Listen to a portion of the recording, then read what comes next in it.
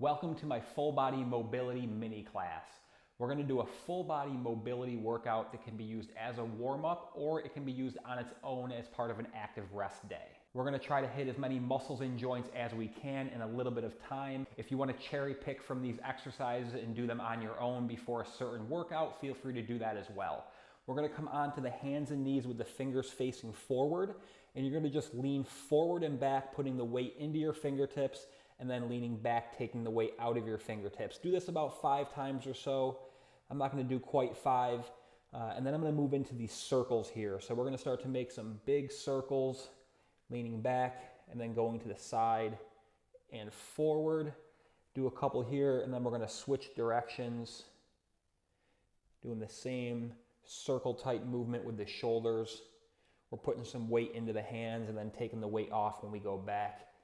Now I want you to spin your fingers towards the side and bring your hands so they're a little bit wider than your hips. You're going to lean to the right and you can lift your left palm off the ground. Lean to the left, reach your right palm off the ground. If you want a little bit more of a stretch, or if you're not feeling it so much in this position, you can bring your hands closer. Keep in mind, the closer that your hands are, the more of a stretch this is going to be, the more intense this is going to be, especially if you get your wrists pretty close to each other. But I'd say about 5 to 10 times going side to side should be really good here. Just a couple more.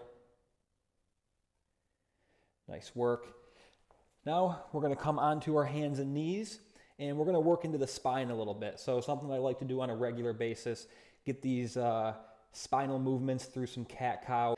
Cat-cow is a great way to move through the spine. I want you to tuck your chin and round your spine as much as you can. And then you're going to arch your back and then look up towards the wall in front of you or even towards the ceiling. So we're going from a rounded spine to an arched spine, and you're going to try and reverse that motion or reverse that posture as much as you can. So press through the floor, round the spine, tuck the chin, and then sink your belly down, arch your back, and look up. We're 2 completely opposite movements. Tuck the chin, round the spine, arch the spine, look up. One more time, down, and then look up. Nice job. Now I want you to go into a plank position. So this is actually a good place to start.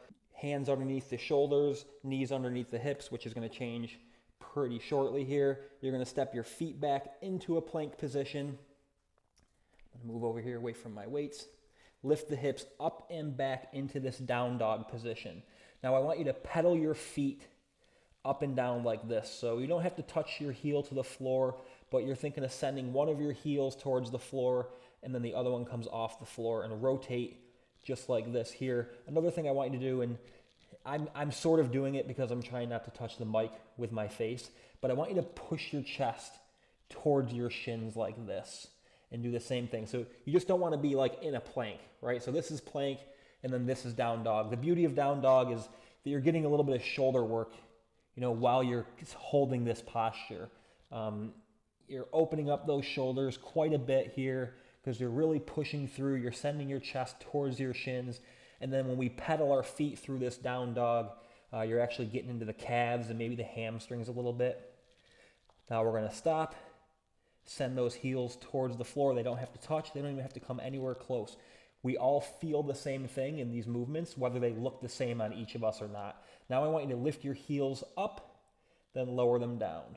Lift them up, lower them down, up and down. Good. Now I want you to push into your hands and then push into your toes to send your shoulders towards your hands. And then very slowly lower your hips towards the floor.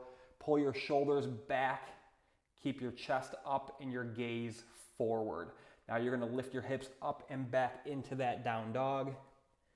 Some more spine movement here. Back into the hamstrings and the calves. We'll shift forward again. So we're going from down dog to up dog if you're familiar with yoga terminology. But here you really want to pull your shoulders back. Squeeze your glutes. Look forward. Now lift your hips up and back into down dog. We'll go 2 more times. Shift forward. With control, drop the hips. Pull the shoulders back, engage the glutes, lift the hips up, send them back. One more time. This feels really good to me. I love this little full body movement. And then back up. Nice job. Bring the knees down. We're going to get into the hips a little bit now. So I'm going to show you two different variations. You can do this with your knees on the ground or your knees off the ground from a plank position.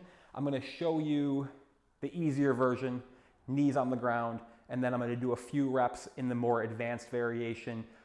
If I go into the advanced variation and it's too difficult for you, just stay on your knees in the easier version. That's going to be perfectly fine. You're still going to be getting a lot of movement through the hips. So from your hands and knees, hands under the shoulders, knees under the hips, you are going to step your left foot on the outside of your left hand and then come back.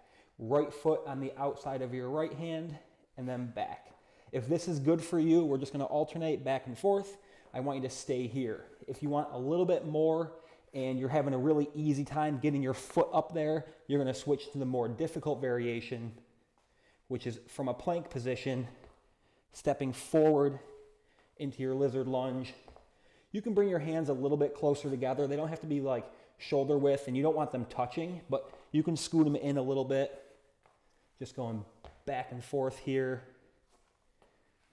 Nice and controlled. If you're in this position and you can't get your foot anywhere near your hand, if you're like here, but with your knees down, you can actually get your foot here, then the knees down option is going to be best for you. We'll just go one more on each side. Nice. Now bring the knees down to the ground. Cool. So we've got the wrists, the hips, the hamstrings, the spine. Now we're going to do a little bit of shoulders. I'm going to face away from the camera so you can see this position. You can do this exercise standing, but I really like to do it sitting. Even if you're sitting in a chair or on a couch, well, a couch probably won't work, but you can do it standing. It's much more difficult when you're sitting because you can't cheat. So I want you to just reach one arm behind you towards the middle or upper back, and then come back. Same thing, one arm at a time, just reaching back as high up as you can. Again, it doesn't have to get to the same position that I do, but I bet you that we're all feeling the same exact thing. Okay, now I want you to do two hands at the same time. Just reaching those arms towards your mid-back. Now we're going to do both hands, but we're going to switch it up a little bit. So your one hand's going to go towards your mid-back and your other hand's going to go behind your head. And we're going to rotate through this. This is one of the more difficult ones, but it's great to open up the shoulders. It's great to strengthen those joints in the shoulders. This is a really good exercise. We're going to do a bunch of these. Just going back and forth. Again, if you're seated, you can't cheat. So it's going to be really difficult if you have tight shoulders. We're going to go two more on each side. 1, 2. Nice job. Here's another one for the hips. These are called fire hydrants. So you're going to, again, be with your hands under your shoulders, your knees under your hips, and then you're going to lift your left leg out to the side and up, and then come back down. When you do this, the goal isn't to lift your foot or lift your leg as high as you possibly can, because what happens then is a lot of people will turn their hips out and try to get their leg higher. You don't want to do that. You want to keep your hips and your belly button facing the floor the entire time. So don't go higher by compensating by moving your hips. So this is what you want, and then you don't want to do this. See how my belly button's facing the camera right now?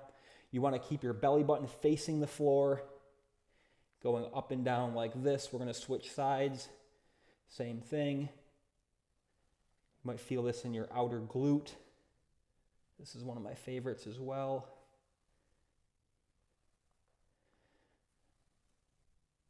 Let's do one more.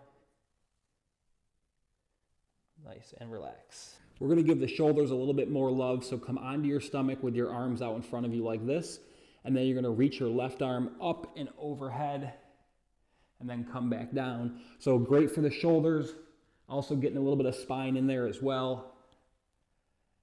You don't have to go super far, just activate those muscles in your upper back to get your arm lifted, and then bring it back down. We'll rotate back and forth. I just call these prone shoulder waves. You're just lying on your stomach, doing a little bit of a wave. You can have some fun with it. You can actually wave. Hello, hi friends. Cool. Now we're gonna bring the hands out to the side to this T position. Bend your right leg. Lift your right knee off the ground and then send your right foot towards your left hand. It does not have to touch the floor. It doesn't have to come anywhere near your left hand. Just go through this movement with as much range of motion as you can. Bend your left knee, drive your left knee off the floor. Now bring your right leg over towards the left. Feel a little bit of a stretch. Don't go past your end range of motion. We're just looking to move through this exercise without pain in a range of motion that we can tolerate. Everybody's going to be different. But make sure when you start out, you bend your leg, drive your foot towards the ceiling. That activates your glute, and then send that leg towards the opposite hand. Doesn't have to touch the floor. And repeat. Nice job. Last one. Awesome. Come on back up. That's a really solid full body routine. Like I said, you can do it before a workout as part of a warm-up. You can do it as a little bit of a workout on its own, on an active rest day, or even just a day that you're not feeling like going through an entire strength routine. This is a great few minutes of mobility exercises. They're gonna get the joints going, they're gonna get the muscles going. They should make you feel better and move better. I hope you enjoyed. Make sure to leave a comment below if you did. Thank you very much for watching.